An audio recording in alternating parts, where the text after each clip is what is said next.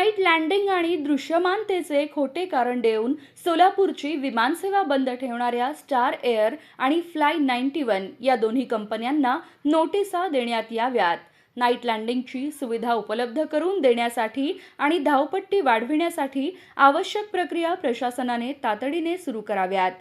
अतिक्रमण हटविण्यासाठी न्यायालयात प्रभावी पाठपुरावा करावा असे आदेश मुख्यमंत्री देवेंद्र फडणवीस यांनी संबंधित विभागांना दिले आहेत।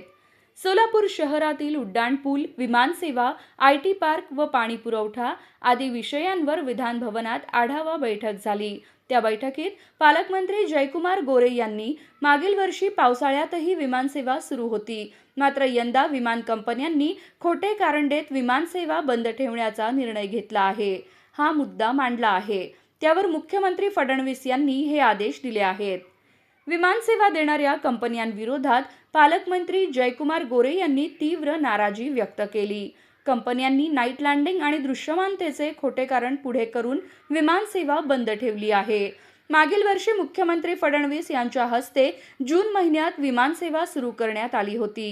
विशेष म्हणजे त्यावेळी अधिक पाऊस आणि ढगाळ वातावरण असूनही विमानसेवा सुरू होती। यंदा पाऊस कमी असतानाही कंपन्यांनी खोटे कारण देत सेवा बंद केल्याचे त्यांनी मुख्यमंत्री देवेंद्र फडणवीस यांच्या निदर्शनास आणून दिले।